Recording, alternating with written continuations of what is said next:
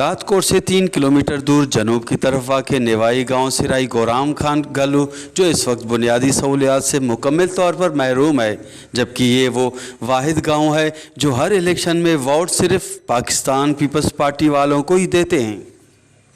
पानी की सहूलियत ना घिटी की सहूलियत है ना हिकिड़ो स्कूल आहे त बि यको ड्रथो पियो असांजा ॿार ॿिए हंधि था वञनि पढ़नि था वञनि था।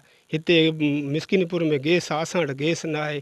असां दरपदर पाणी मिठे जे लाइ बि दरपदर न घिटियूं न नालियूं काश न असांखे न नौकिरी न काश पीपी कई। गोराम खान ॾाढो असांजो आहे, उन ॿुधी उन जा पोटराऊं असां वरी उन खां बाद असांजो चाचो थियो आहे। ॿुधी वोट हाणे जेके वोट छा उहो बि चाचो असांखे चयो अथव वोट पीपी वारनि खे ॾींदासीं। सहूलियतूं खपनि, गैस जो बिजली थी अदा बिजली जी अहिड़ी का सहूलियत कान्हे का, गैस बि आहे अॼु ताईं असांजे ॻोठ गबर कलोड़े में कोन आयो आहे। घिटी जो सहूलियत न आहे, नेकर जो ॾिसे थो केॾो आज़ार आहे असांजी घिटी हाणे ठहे असांखे सहूलियतूं इहे हुजनि। असांखे ॿियो असां वोट ॾींदासीं पीपरे ॿिए कंहिंखे ॾींदासीं। असां पुलिस पार्टी जे आला उहिदेदारनि खे इहो ई अर्ज़ु था कयूं त असांखे बुनियादी सहूलियतूं ॾिनियूं वञनि।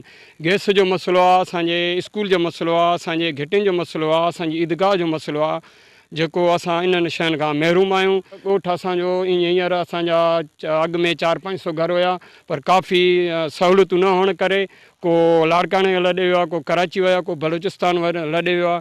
पर हींअर पोइ बि अलहमदिल्ला असांजे ॻोठ 5000 आबादी में मुश्तमिल आहे। ऐं तव्हां ॾिठो वञे त असांजो पाड़ेसरी मिस्किनपुर ॻोठ आहे जेको जिते गैस आहे, पर असांजे अफ़सोस असांजे ॻोठ में गैस न आहे।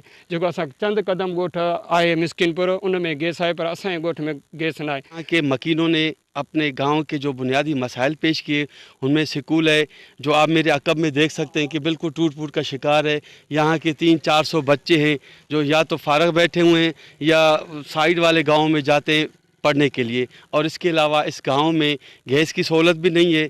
यहाँ के रोड रास्ते वो सारे के सारे टूट फूट के शिकार हैं, और यहाँ पे और दीगर मसाइल हैं जिनका जिक्र उन्होंने खुद किया हुआ है। इनका मज़ीद कहना है कि हमने सारी ज़िंदगी पीपल्स पार्टी को वोट दिया हुआ है और हम उनसे अच्छाई की उम्मीद रखते हैं कि वो आइंदा हमें हमारे वोटों के बदले हमारे गाँव के बुनियादी मसाइल हल करके देंगे। कैमरामैन जावेद साजी के साथ गुलाम अली बराबई, वश टीवी, शदादकोट।